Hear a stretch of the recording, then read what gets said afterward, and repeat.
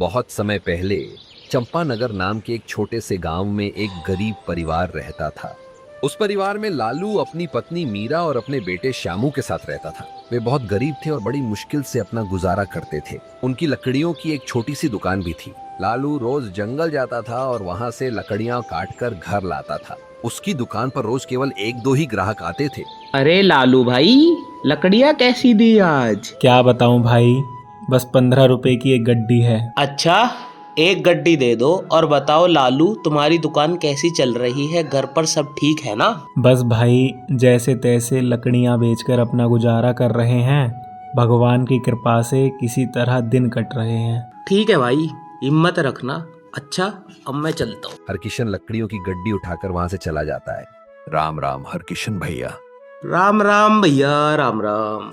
अगली सुबह लालू लकड़ियां काटने जंगल जाता है।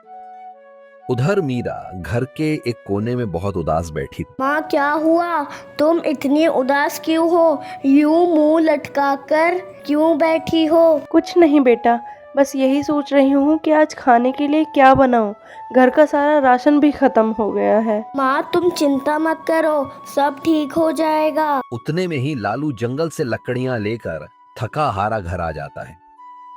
क्या हुआ मीरा, तुम इतनी उदास क्यों बैठी हो? क्या बताऊँ जी, घर का सारा राशन खत्म हो गया है। अरे, क्या घर में आटा भी नहीं बचा? नहीं जी, आटा भी खत्म हो गया है। सुबह से यही सोच रही हूँ कि आज खाने के लिए क्या बनाऊँ। हाय राम, कितनी मेहनत करता हूँ, फिर भी घर का गुजारा मुश्किल से चलता है। आप दिन रात मेहनत करते हो, फिर भी हमारी हालत नहीं बदलते। तुम चिंता मत करो मीरा, भगवान सब ठीक करेंगे। ठीक है जी, मैं पड़ोस से थोड़ा आटा मांग कर ले आती हूँ।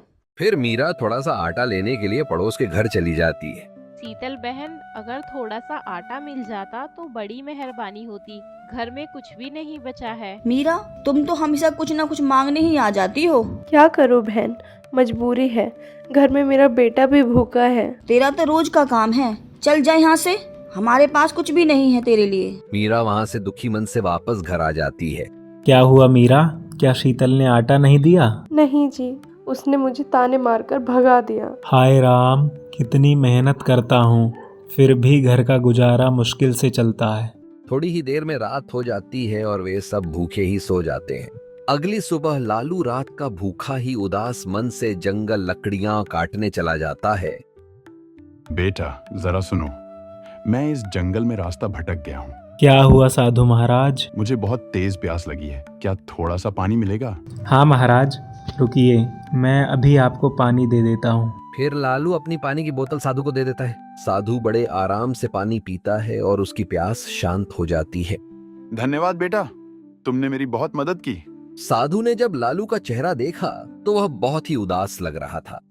क्या हुआ बेटा, तुम इतने उदास क्यों हो? क्या बताऊँ महाराज, हम बहुत गरीब हैं और बड़ी मुश्किल से अपना गुजारा करते हैं।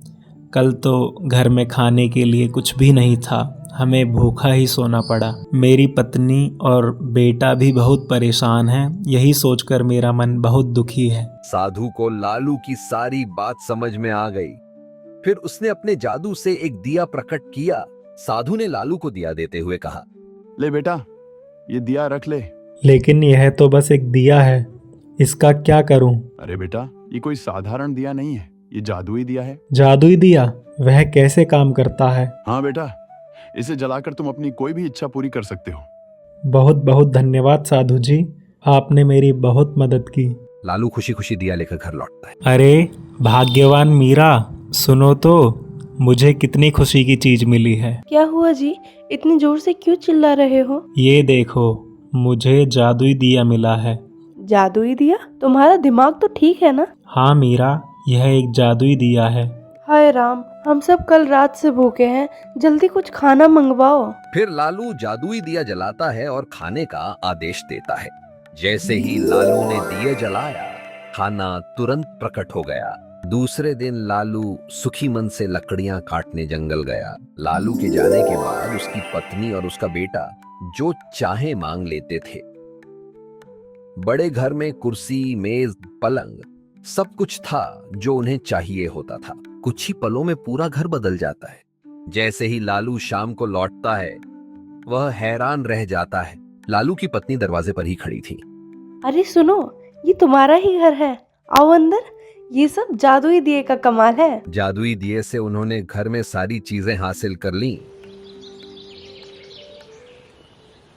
कुछ समय बीत जाने के बाद एक दिन वही साधु उनके घर आता है। घर में आते ही साधु ने आवाज देते हुए कहा, सुनो बेटी, मुझे थोड़ा सा पानी पिला दो, बहुत प्यास लगी है।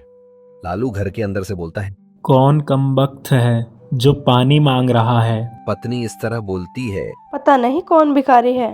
भगाओ उसे अपने घर से। बाबा, हमारे यहाँ तुम्हें देने के लिए कुछ भी नहीं है, तुरंत यहाँ से चले जाओ। पत्नी ऐसा बोलकर गुस्से में दरवाजा जोर से बंद कर देती है। वह साधु बाहर से चले जाता है। इधर उस आदमी के बेटे को बहुत तेज भूख लगती है। माँ, मुझे बहुत तेज भूख लगी है। ठीक है बेटा, मैं तुम्हारे लिए जादुई दिए से अभी कुछ खाने के लिए ले आती हूँ। उसकी माँ जादुई दिया जलाती है और खाना मांगती है, लेकिन इस बार खाना प्रकट नहीं होता। सुनो लालू जी, ये दिया काम क्यों नहीं कर रहा है? फिर लालू जादुई दिया जलाता है, लेकिन इस बार भी दिया काम नहीं करता।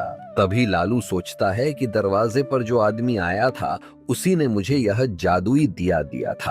फिर वह दौड़ते हुए जंगल की ओर जाता है। साधु जी रुकिए। साधु जी रुकते हैं। लालू उनके पास खड़ा होकर विनम्रता से बोलता है, साधु जी, मुझे माफ कर दीजिए, मुझसे बहुत बड़ी गलती हो गई। मेरी पत्नी को पता नहीं था, वह आपको पहचान नहीं पाई। कृपया मेरे घर आइए, मैं आपको पानी पिलाता हूँ और खाना भी खिलाता हूँ। साधु इस पर बोलते हैं, नहीं बेटा, अब कोई फायदा नहीं।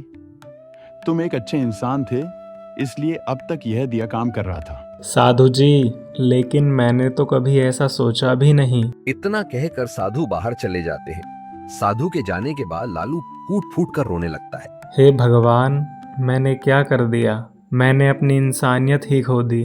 मैं इतना बदल कैसे गया? लालू पछतावे में डूबा हुआ घर वापस लौटा। क्या हुआ जी, साधु जी मिले? सब खत्म हो गया मीरा। अब यह दिया कभी काम नहीं करेगा। हमने बहुत बड़ी गलती कर दी। मीरा और श्यामू यह सुनकर हैरान रह जाते हैं। पिताजी, अब हम क्या करेंगे? क्या हम पहले जैसे गरीब हो जाएंगे? हाँ बेटा, अब हमें मिलकर मेहनत करनी होगी। अब धीरे धीरे उनका बड़ा घर गायब होने लगता है। अरे, ये सब चीजें कहाँ जा रही हैं? अगली सुबह लालू फिर से जंगल जाने की तैयारी करता है। पिताजी, मैं भी आपके साथ चलूंगा। हाँ बेटा, अब हमें मिलकर मेहनत करनी होगी। अब कोई शॉर्टकट नहीं अपनाएंगे। इस बार लालू के चेहरे पर घमंड नहीं, बल्कि सच्चाई और मेहनत दिखाई देती है। अब कभी किसी को खाली हाथ नहीं लौटाएंगे। उधर मीरा भी घर में काम करने लगती है और दूसरों की मदद करने लगती है। अब से हम कभी किसी जरूरतमंद को मना नहीं करेंगे। कुछ दिनों बाद वही साधु फिर से उनके रास्ते में आता है। बेटा लालू, लालू तुरंत साधु के पैरों में गिर जाता है। महाराज, मुझे माफ कर दीजिए। अब मैं बदल गया हूँ। मैंने अपनी गलती समझ ली है। क्या सच में तुम बदल गए हो, या फिर यह सिर्फ डर की वजह से कह रहे हो? नहीं महाराज, दिल से कह रहा हूँ। अब मैं कभी घमंड नहीं करूँगा और हमेशा दूसरों की मदद करूँगा। साधु मुस्कुराते हैं और खुश होते हैं। अब तुम सही रास्ते पर आ गए हो बेटा। यही सच्ची सीख थी बेटा। इंसानियत सबसे बड़ी चीज है।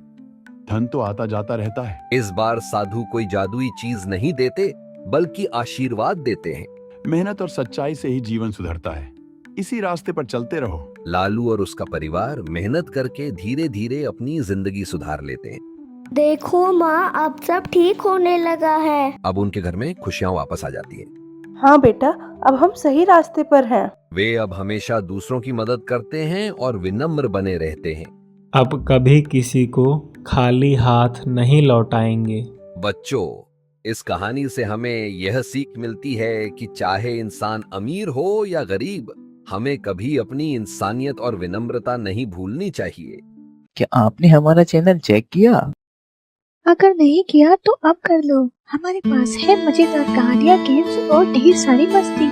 हमारे साथ जुड़े रहने के लिए जल्दी से नीचे दिए गए लाल बटन को दबाएं और हमारा चैनल सब्सक्राइब करना और बेल आइकन दबाना ना भूलें।